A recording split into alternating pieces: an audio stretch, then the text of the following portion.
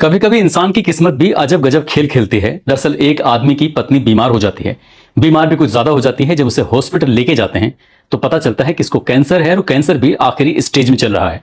हालांकि उसने अपनी पत्नी को बचाने की तमाम कोशिशें की, लेकिन उसको सफलता मिल नहीं पाती है और एक दिन उसकी पत्नी की मौत हो जाती है।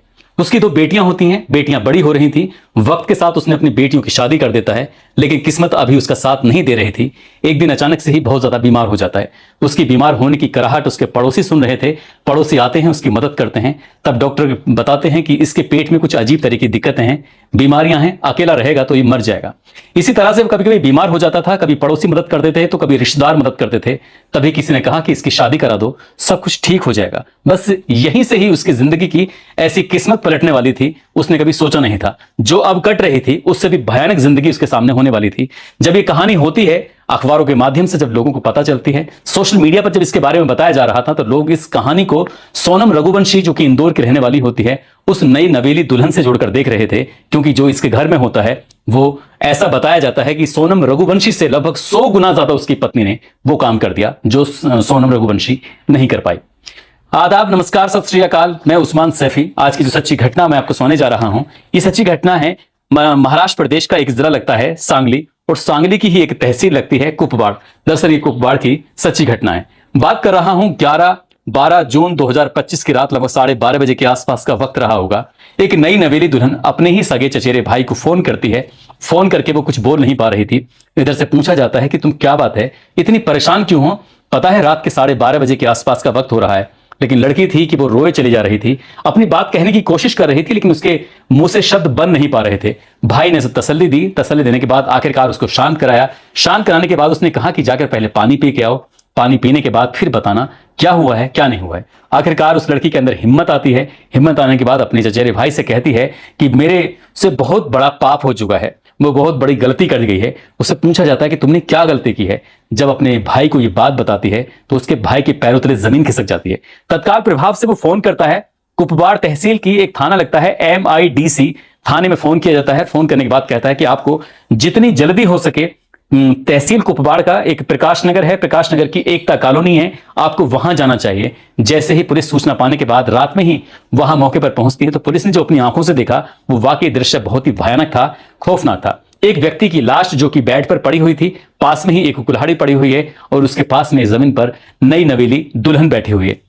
दरअसल ऐसा लग रहा था देखने के बाद जैसे किसी ने इसको बार बार इस कुल्हाड़ी से मारा है, काटा है। इसके हाथ और उसके सर पर गंभीर चोटों के निशान दिए हैं। इस व्यक्ति ने, मरने वाले ने, अपने विरोध करने की मौका भी नहीं मिल पाया उसको, जिस तरह से उसको मारा गया था। आखिरकार पूछा जाता है, जब इस कहानी के बारे में पुलिस जानती है, तब ये कहानी अखबारों के माध्यम से बहुत दूर दराज तक लोगों तक पहुंच जाती है। उसके बाद लोगों को सोनम रघुवंशी की कहानी भी याद आ जाती है। दरअसल कुपवाड़ तहसील का प्रकाश नगर लगता है। प्रकाश नगर की एकता कॉलोनी है और एकता कॉलोनी का रहने वाला एक व्यक्ति, जिसका नाम है अनिल तानाजी लोखंडे, उम्र जिसकी लगभग 54 साल के आसपास होती है। उसकी पत्नी जो एक समय में अचानक से बीमार हो जाती है, उसकी पत्नी को कैंसर की ये आखिरी स्टेज थी, लेकिन उसे बचाने की तमाम कोशिशें की जाती हैं, लेकिन वो कोशिश नाकाम रहती हैं। कुछ दिन तक तो बेटियों का साथ रहता है, लेकिन बेटी बड़ी हो जाती है और दोनों बेटियों की बारी बारी से शादी कर दी जाती है और वो भी अपने पराई घर की हो जाती हैं। वो अपने घर से बहुत दूर रहने लगती हैं। अब यहाँ पर जो पिता है, जिसका नाम अनिल तानाजी है, वो लगातार अकेला रह रहा था और अकेले रहते रहते खान पीन की दिक्कतें आ जाती हैं। अकेले घर में मन नहीं लगता था और वो धीरे धीरे करके बीमार पड़ने लगता है। उसकी बीमार भी लगातार बढ़ती चली जा रही थी। उसकी पेट की दिक्कत थी, पता नहीं पेट में ऐसी क्या समस्या थी जो उसे जब दर्द होता था, तकलीफ होती थी, वो चीखता था, कराहता था, परेशान होता था।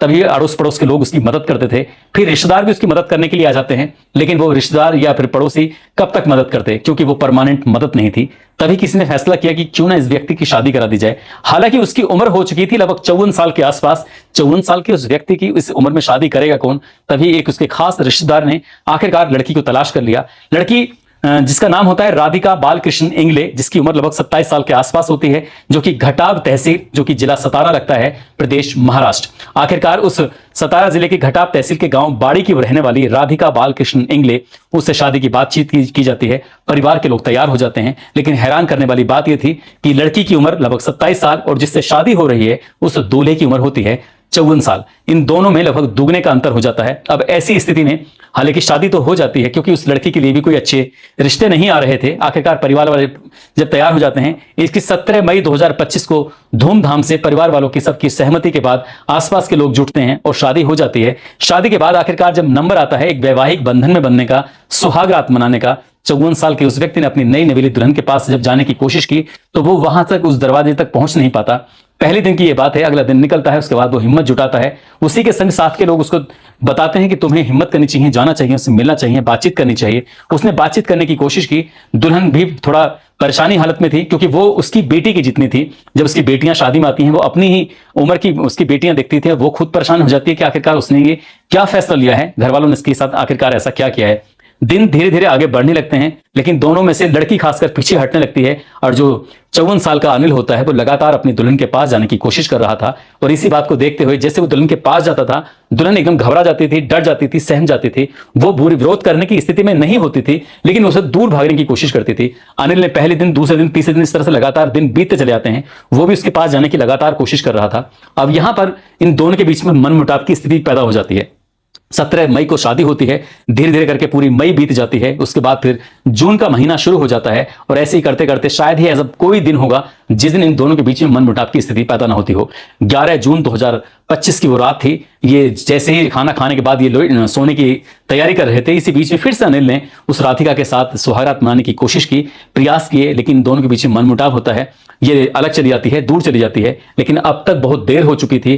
कहीं ना कहीं राधिका इसकी हरकतों से लेकर परेशान हो चुकी थी। उसे लगता था कि इसके पिता की उम्र का यह व्यक्ति है, उसके साथ उसे जो छूता है उसे बहुत ज्यादा खराब लगता था। आखिरकार जब ये सोने चला जाता है 11 जून 2025 की रात को, रात के लगभग 11:30 बजे के आसपास का वक्त हो रहा था।